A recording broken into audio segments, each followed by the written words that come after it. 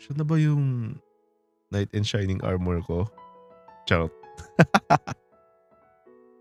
Iisipin ko pa lang na ginawa niya dahil sa akin yun, kinikilig na ako.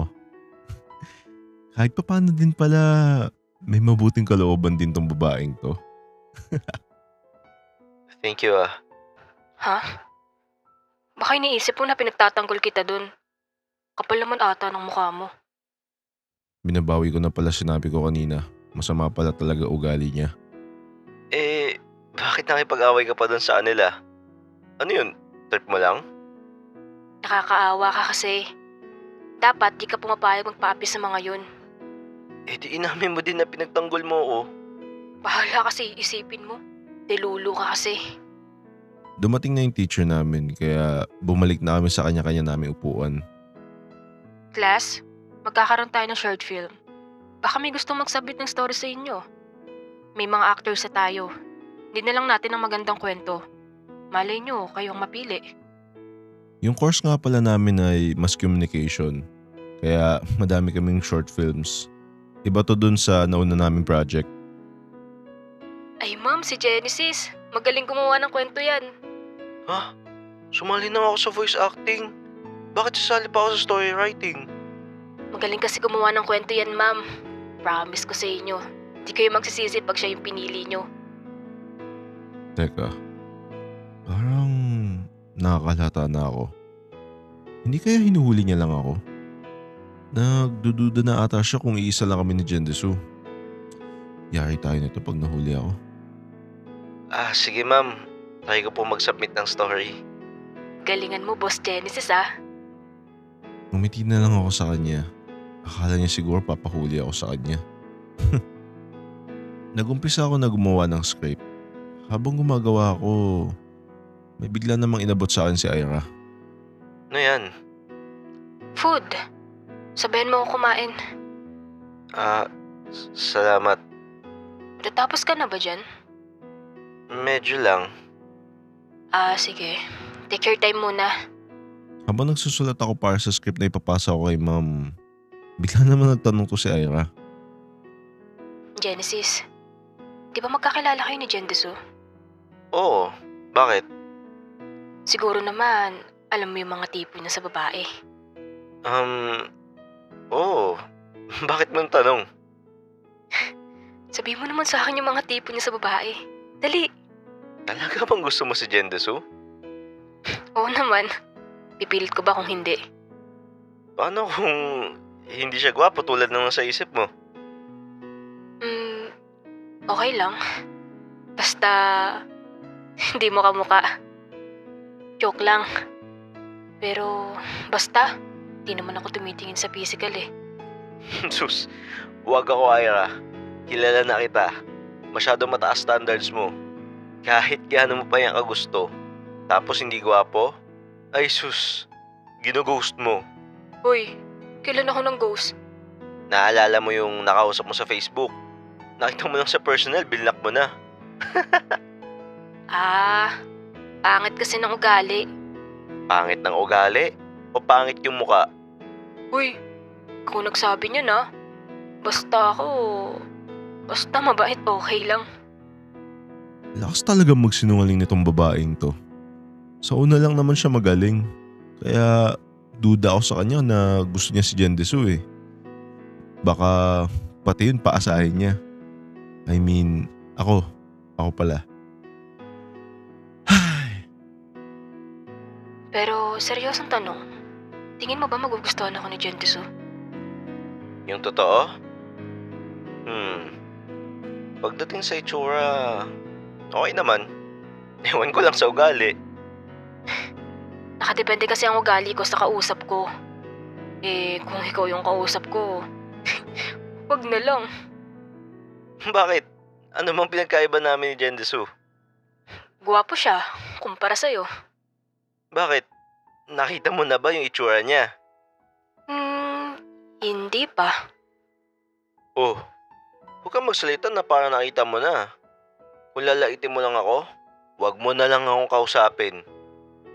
Tumayo ako at lumipat ako ng upuan. Totoo lang, nasaktan ako sa sinabi niya. Ikaw ba naman, compare sa sarili mo? Kala niya siguro manid ako para ganun-ganunin niya lang. Hindi ko napansin na sumunod pala sa akin si Ira. Uy, galit ka ba? Uy, parang nakaramdam ako ng suyuan ah. Hindi, joke. Uy, Genesis. Bakit bigla kang tumahimik dyan? Uy, sorry na. Hindi ko naman intention yun eh. Hindi intensyon. Pero parang tuwan-tuwa ka pa na di-down mo ako. Di naman kita dinadown. Lagi ko naman sinasabi sa'yo yan eh. Kaya akala niya okay lang sa akin kasi hindi ako nagreklamo. Parang bago ka naman ng bago.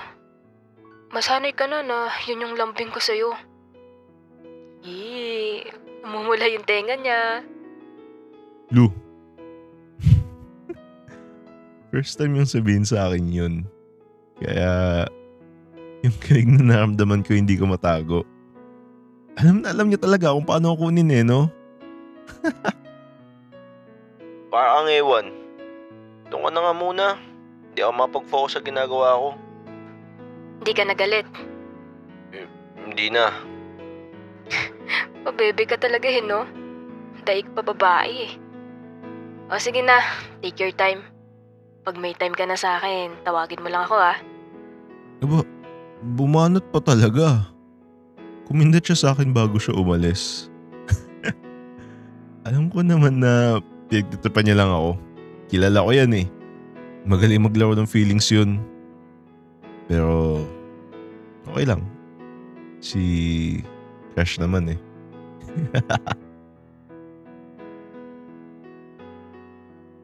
Mukhang tanga si Idol Nakangiti pa din siya habang may sinusulat sa papel. Alam ko na may gusto siya sa akin. Halata ko yun sa kanya. Kung hindi lang sila magkakilala ni Jendusu, hindi ko nakakausapin to eh. Pero yung totoo kaya ko lang siya kinakausap para makausap ko si Jendusu. Pag nakuha ko lang yung loob ni Jendusu, hindi ko nakakausapin to. Hindi nagtagal, natapos na si Genesis sa ginagawa niyang script. Wait, bago mo muna ipasa, basahin ko muna. Binasa ko yung script na gawa niya at okay naman. Maganda din naman, pero parang nakukulangan ako. Yan na yun? Walang ka-thrill-thrill? Ha? Yan lang nakayanan ko eh. Sabi ko naman sa'yo, di ako marunong gumawa ng kwento. Okay na yan? At least, you tried your best. Heto na naman siya. Namumula na naman yung tenga. Sarap talaga pagtripan no? Kaya bumanat pa ako sa kanya. Uy, may joke ako. Ano yun? Kaso, baka sa akin ka sumaya eh. Teka nga, iilang ako. O diba? Effective.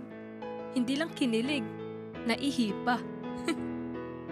Inantay ko siyang makabalik tapos pinasa na namin yung script na ginawa niya. Pustahan, hindi magugustuhan yun ni Ma'am. Good job, Genesis. Ang ganda ng gawa mo. Ngayon mo lang to ginawa? Opo, ma'am. May talent ka pala pagdating sa pagsulat ng kwento eh. Alam mo bang ito yung pinakamagandang kwento na nabasa ko sa mga estudyante ko? Ha? Oo, naman neto ni Ma'am. Kahit grade 1, kayang gawin yun eh. Talaga po ba, ma'am? Salamat po ah. Anong inspirasyon mo, Janice, sa paggawa mo ng kwento? Yung mga nakikinig sa mga stories ko po. Yung crush ko po. Mga nakikinig sa kanya? Teka nga. Hindi kaya siya talaga si Jendusu? Gusto mo ba makita yung next part? Click mo lang yung join sa tabi ng subscribe.